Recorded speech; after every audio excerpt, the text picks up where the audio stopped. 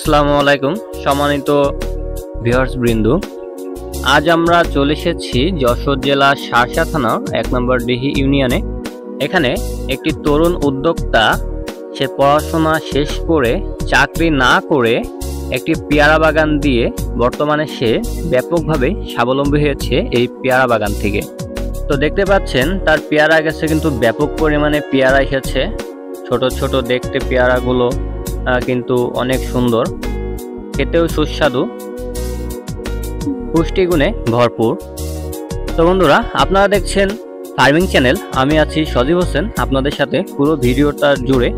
চলুন আপনাদেরকে আমি এখন এই পেয়ারা বাগানটি ঘুরে ঘুরে দেখাই।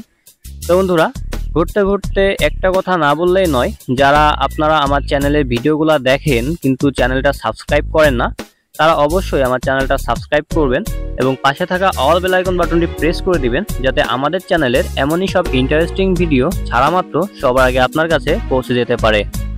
বন্ধুরা, আমাদের চ্যানেলে ফার্মিং বিষয়ে এগ্রিকালচারাল যত ভিডিও আছে সমস্ত ভিডিওই আমাদের চ্যানেলে নিয়মিত আপলোড করা হয়।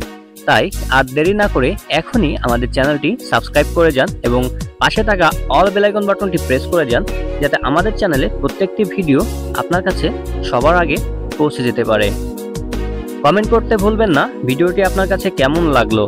তো দেখতে পাচ্ছেন পেয়ারা গাছগুলোতে কিন্তু ব্যাপক হারে ফুল এসেছে।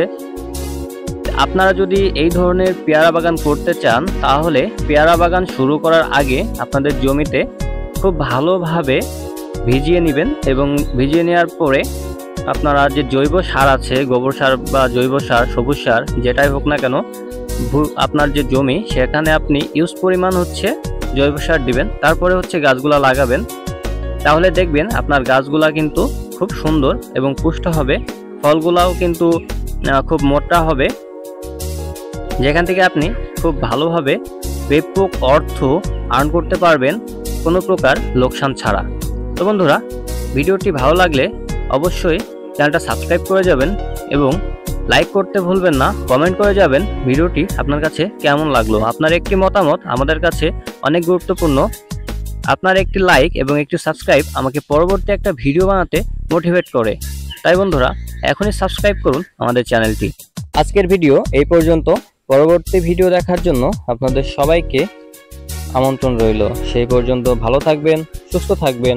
আপনাদের সবার শারীরিক সুস্থতা কামনা করে এখানে শেষ করছি কৃষি বিষয়ক অনুষ্ঠান এগ্রিকালচার।